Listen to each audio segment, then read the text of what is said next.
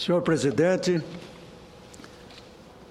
senhores senadores, senhoras senadoras.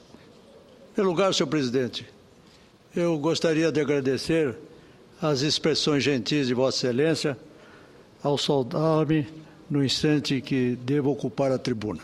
Realmente fomos companheiros na Câmara dos Deputados, na Constituinte, e aprendi muito com Vossa Excelência, pela experiência que tem no trato das questões públicas e administrativas. Mas, senhor presidente, o que me traz nesse instante é abordar alguns assuntos de interesse do meu Estado, que naturalmente já foram aqui levantadas por eminentes senadores, os senadores Delcídio Amaral e o senador Valdemir Moca, e também os senadores, a senadora Marisa Serrano e o senhor senador Antônio Russo. Mas desejo repeti-las, dado o interesse que o assunto desperta, sobretudo para chamar a atenção das autoridades da República sobre a realidade do que acontece em Mato Grosso do Sul. Pois Mato Grosso do Sul é hoje um celeiro de ideias. Como é um estado jovem, hoje com 33 anos, há muito que pensar e realizar. Nosso estado vive um processo construtivo, cujos frutos serão colhidos pelas futuras gerações, que estão se preparando para fazer de uma terra generosa um lugar diferente para se viver. Por isso, pretendo trazer para a tribuna desta casa temas que atualmente estão sendo debatidos por aqueles que amam o Mato Grosso do Sul e desejam vê-lo transformado nas próximas décadas numa das principais unidades federativas do país, do ponto de vista econômico e social. Desta tribuna, quero ecoar aqui pensamentos de inúmeras personalidades importantes de nossa terra, como, por exemplo, o conselheiro Cícero de Souza, presidente de nosso Tribunal de Contas, Francisco Maia, presidente da Associação dos Criadores de Mato Grosso do Sul, Eduardo Riedel, presidente da Federação de Agricultura de Mato Grosso do Sul, Sérgio Long, presidente da Federação das Indústrias do Estado, e o Exizaran, um dos maiores empresários de nosso Estado, além de muitos outros que se dedicam de maneira visionária para fazer avançar nosso querido Mato Grosso do Sul. Quero começar com as ideias do Dr. Cícero de Souza, homem que já atuou em diversos postos de grande relevância em nosso Estado, tanto no campo político como administrativo, o que o tornou, pela experiência e pela força de sua inteligência, em conhecedor profundo de nossa realidade regional. O Dr. Cícero de Souza tem defendido teses importantes não somente para o nosso Estado, como para o país. Compartilho com ele do conceito de que Mato Grosso do Sul tem imenso potencial produtivo a ser explorado, mas não tem contado com a sensibilidade do governo federal, a despeito de importantes projetos apresentados nos ministérios, nas empresas estatais e em secretarias estratégicas. Somos uma das unidades federativas mais bem localizadas do ponto de vista regional, com uma extensão territorial de 356 mil quilômetros quadrados. Temos 2 bacias hidrográficas importantes nos ladeando o Rio Paraná ao sul e o Rio Paraguai ao oeste. Temos divisas com a Bolívia e o Paraguai. Temos também navegabilidade ampla até a Argentina. Integramos o centro-oeste brasileiro, com Mato Grosso ao norte, Goiás e Minas Gerais ao leste, e São Paulo e Paraná ao sul, ou seja, temos uma posição geoeconômica extremamente vantajosa. De norte a sul, somos agraciados com o famoso aquífero Guarani, cujo manancial de águas subterrâneas é o maior do mundo. Além disso, grande parte de nosso território encontra-se no Pantanal Sul-Mato-Grossense, um dos maiores patrimônios naturais do planeta, que convive em harmonia com a pecuária extensiva. Neste ramo de atividade, temos o 3º maior rebanho do país, com quase 28 milhões de cabeças de bovinos. Somos cortados de ponta a ponta pelo gasoduto Bolívia-Brasil, ao longo de aproximadamente 600 quilômetros de nosso território. Mas esse produto nos beneficia quase nada. Uma vergonha. Precisamos reivindicar melhor aproveitamento dessa riqueza. Somos, senhores senadores, grandes produtores de soja, milho, trigo, sorgo, algodão e outros mais. Estamos crescendo satisfatoriamente na produção de frangos, suínos e ovinos.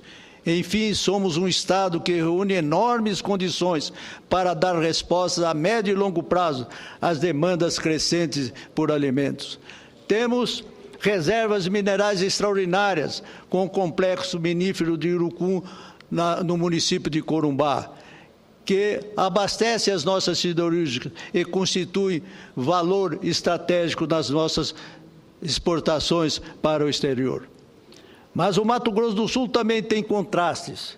Existem fatores negativos. Temos 79 municípios e cerca de 2.200.000 habitantes. Mais de 80% dessa população vive concentrada em menos de 10 municípios.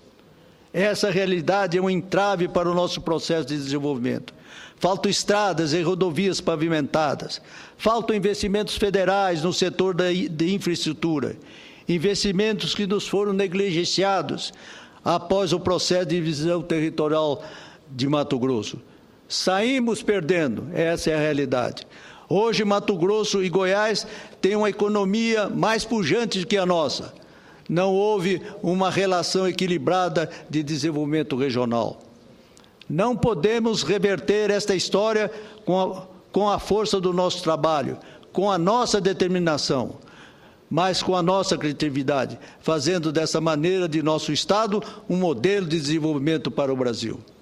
Proporcionalmente, nossa malha viária é uma das menores do país. Ela perfaz apenas 60.000 quilômetros. Desse total, 3.000 quilômetros são de rodovias federais, 12.000 quilômetros de rodovias estaduais e 45.000 quilômetros de estradas municipais, geralmente de terra batida, e uma grande parte ficando intransitável em determinados períodos do ano. Isso significa dizer que, para provocar uma transformação em nossa realidade socioeconômica, temos que desenvolver projetos que redesenhem o nosso mapa viário. Temos que criar redes de capilaridade que permitam o escoamento da produção, promovendo a ocupação de verdadeiros desertos territoriais, principalmente nas regiões leste, nordeste e centro-sul, além de toda a faixa de fronteira entre o Brasil e o Paraguai. Temos que implantar rodovias entre os municípios de Chapadão do Sul, Camapuã, Ribas do Rio Pardo, Paraíso das Águas e a Três Lagoas. Enfim, temos que ramificar, criar caminhos alternativos que possam impulsionar o progresso de toda essa região, para alterar nossa relação com estados que estão crescendo com maior vigor, tanto no Sudeste como no Centro-Oeste. E a esse respeito, senhor presidente, tive a oportunidade de apresentar no final da semana um projeto de lei modificando o Plano Rodoviário Nacional para permitir uma estrada transversal que, saindo de Mineiros, em Goiás, vá a Umuarama, no estado do Paraná, permitindo uma interligação com a região do Bolsão sul-mato-grossense e os estados e as repúblicas do Paraguai e da Bolívia, que espero merecer o apoio de vossas excelências. Essa é a única maneira de dinamizar a economia sul-mato-grossense e baratear os custos de transporte para que o nosso mercado seja mais eficiente e competitivo. Enquanto isso não acontecer de maneira efetiva e ordenada, permaneceremos um Estado mediano, com grandes vazios improdutivos, condenados por uma economia de baixa performance e de baixa arrecadação tributária. Senhor presidente e senhores senadores, um dos segmentos que deve contribuir decisivamente para que possamos alterar mudanças representativas no nosso processo de desenvolvimento é o reflorestamento. Há cerca de 40 anos, começamos a ocupar espaço nesse setor econômico. Temos atualmente 320.000 hectares de floresta de eucalipto e caminhamos sério para que atinjamos a faixa de 500.000 hectares. Só que todo esse processo foi feito de maneira desestruturada. Não havia sustentação logística para expandir o processo. Não havia indústria para receber e transformar essa oferta de produtos. Isso agora mudou radicalmente, com a instalação da Eldorado Celulose e Papel no município de Três Lagoas, que acrescenta as outras duas já existentes. Trata-se da maior fábrica de celulose do mundo, com a capacidade de produzir 1.500.000 toneladas por ano de celulose branqueada já a partir deste ano.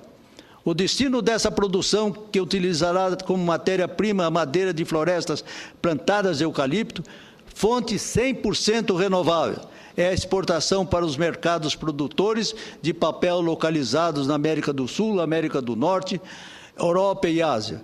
Foi um investimento de 6 bilhões e 200 milhões de reais, que vem dando um impulso inédito num dos maiores municípios de nosso estado, Três Lagoas.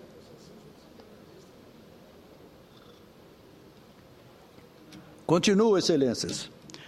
Claro que temos que ter cuidado com a monocultura, mas a região do chamado Bolsão Sul-Mato-Grossense, que compreende um vasto território do leste do estado, englobado pelos municípios de Ribas do Rio Pardo, Santa Rita do Pardo, Paraíso das Águas, Inocência e Três Lagoas, além de Paranaíba, tem uma profunda vocação para o reflorestamento. O que falta agora são estradas, cortando esses municípios, abrindo perspectivas para a sua ocupação e escoamento da produção, visando atender às demandas da Eldorado Celulose, que será crescente e intermitente. O governo federal deve olhar com atenção para essa imensa região e apostar suas fichas nela. Ali teremos respostas rápidas de crescimento econômico, geração de renda, emprego, consumo e impostos para ser investidos no desenvolvimento social do nosso país. Outro programa importante que vem sendo atualmente desenvolvido em Mato Grosso do Sul é o da eveicultura, ou seja, a cultura de seringueiras, que pode ser considerado uma forma de fixar o homem ao campo, proporcionar renda elevada e proteger o meio ambiente, com a vantagem adicional de recuperar áreas degradadas, que atualmente somam mais de 10 milhões de hectares em todo o Mato Grosso do Sul.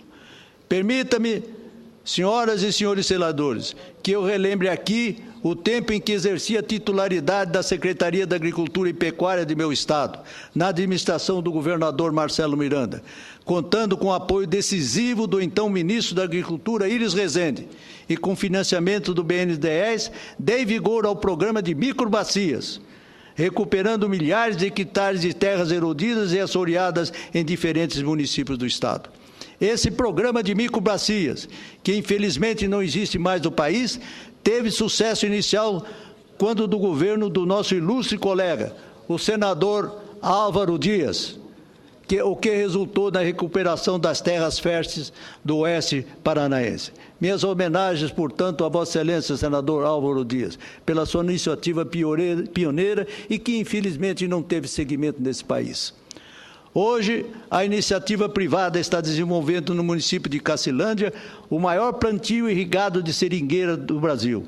O projeto está sendo implantado às margens da BR-158 e nela foram plantadas 215 mil árvores, num total de 425 hectares. Eu gostaria de chamar a atenção para Vossas Excelências para o trecho seguinte. Como vem afirmando o nosso conterrâneo Cícero de Souza, a seringueira pode representar um nicho de mercado fundamental para o nosso estado e para o Brasil. Uma das principais razões para isso é que essa cultura precisa de muita água para se desenvolver. E a água é o que Mato Grosso do Sul tem de sobra em função, como disse anteriormente, dos inúmeros rios que nos cortam e do potencial infindável do aquífero Guarani. Ouço com muita honra o eminente senador Álvaro Dias.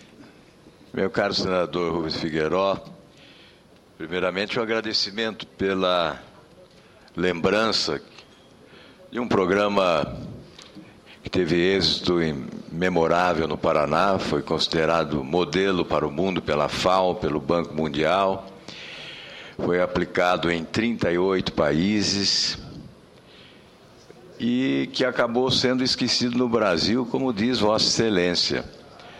Nós realizamos no Paraná um programa que alcançou basicamente toda a área agricultável do Estado. Programa com 40 práticas agrícolas diferentes, estabelecendo a compatibilização dos interesses da produção maior com a preservação ambiental. Um programa de preservação ambiental, que mudou até mesmo a cor das águas dos rios que cortam o nosso Estado, que recuperou a fertilidade do solo, aumentou a produtividade rural do Paraná.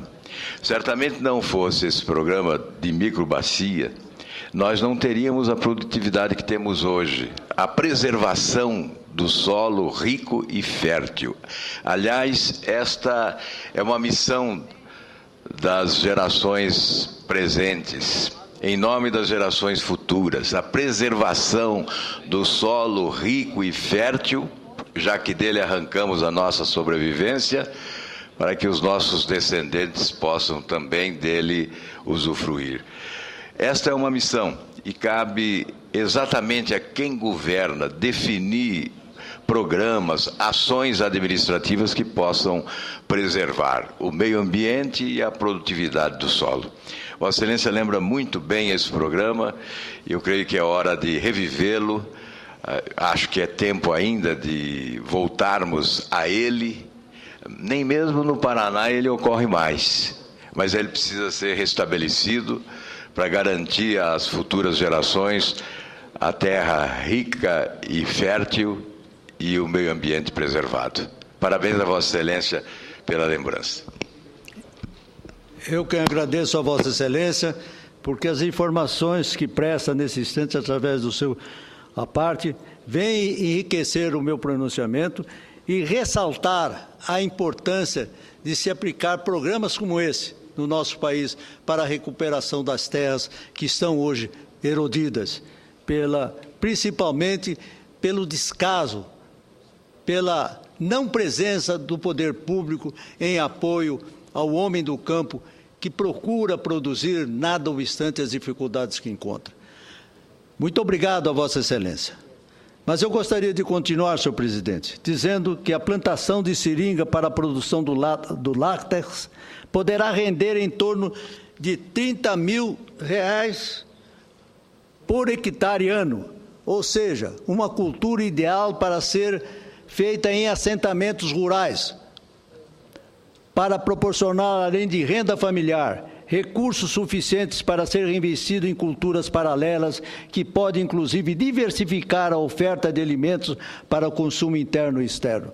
Fala-se muito em reforma agrária, em apoio aos assentamentos, mas se esquece que existem possibilidades imensas para aqueles que devem ser assentados, com possibilidade de levar, através da renda oferida, uma vida digna que todos nós desejamos. Temos esperança que isso ocorra nos próximos 10 anos. Isso nos dará um impulso significativo. Isso ajudará o país a crescer e atender às demandas de carência de sua população. Pude aqui, senhores e senhoras senadores, dar rápidas pinceladas sobre a realidade de meu estado, o Mato Grosso do Sul. Nosso potencial é imenso. Precisamos de investimentos, precisamos de recursos públicos para desenvolver nossos projetos. Precisamos atrair a iniciativa privada para que nos ajude a construir os nossos sonhos. Contamos com o apoio de todos os senhores senadores e senadoras e agradecemos a atenção desta Casa pelos nossos reclamos. Muito grato a Vossa Excelência, senhor presidente, e aos senhores senadores presentes pela honra da audiência.